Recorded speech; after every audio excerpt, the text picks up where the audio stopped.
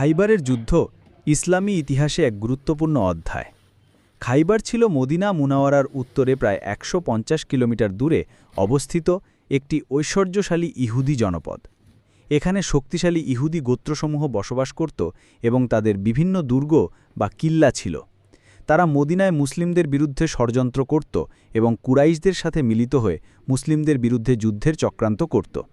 বিশেষ করে খন্দকের যুদ্ধের সময় এরা মুসলিমদের বিরুদ্ধে কুরাইশদের সহায়তা করেছিল। মুসলিমদের বিরুদ্ধে খাইবারের ইহুদিদের ষড়যন্ত্র ও শত্রুতাপূর্ণ আচরণ, মদিনার নিরাপত্তা নিশ্চিত করা এবং ইসলামের দাওয়াতের পথে প্রতিবন্ধকতা দূর করার জন্য নবী করিম খাইবার অভিযানের সিদ্ধান্ত গ্রহণ করেন। ৬৭ হিজরির মুহররম মাসে ৬২৮ খ্রিস্টাব্দে খাইবার অভিযান সংগঠিত হয়। নবী করিম প্রায় ১৬০০-২০০০ সাহাবীদের নিয়ে খাইবার অভিযানে অংশগ্রহণ করেন। এদের মধ্যে অনেকেই বাইয়াতুর রিজওয়ানে বা হুদাইবিয়ার সপক্ষে অংশগ্রহণকারী ছিলেন। খাইবারে মোট ৭-৮টি প্রধান দুর্গ ছিল। মুসলিম বাহিনী একে একে এগুলি অবরোধ করে এবং সাহসিকতার সাথে দখল করে নেয়। হজরত আলীলা এর নেতৃত্বে কামুস নামক দুর্গ দখলের ঘটনা সবচেয়ে উল্লেখযোগ্য। এই যুদ্ধে তিনি অসাধারণ বীরত্ব প্রদর্শন করেন।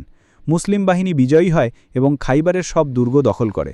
ইহুদিদের সঙ্গে মুসালাহা চুক্তি হয়। চুক্তি অনুযায়ী ইহুদিরা তাদের জমিতে কাজ করতে পারবে, কিন্তু উৎপাদিত ফসলের অর্ধেক মুসলিমদের দিতে হবে। খাইবার বিজয়ের মাধ্যমে ইসলামের রাজনৈতিক ও অর্থনৈতিক শক্তি বৃদ্ধি পায়।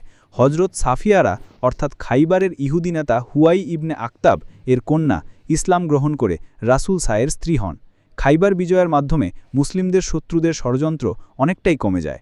এটি ইসলামের সামরিক ও কূটনৈতিক সাফল্যের এক মাইলফলক হিসেবে বিবেচিত হয়। মুসলিমদের অর্থনৈতিক অবস্থা মজবুত হয়, যা পরবর্তীতে ইসলামের বিস্তারে সহায়ক হয়।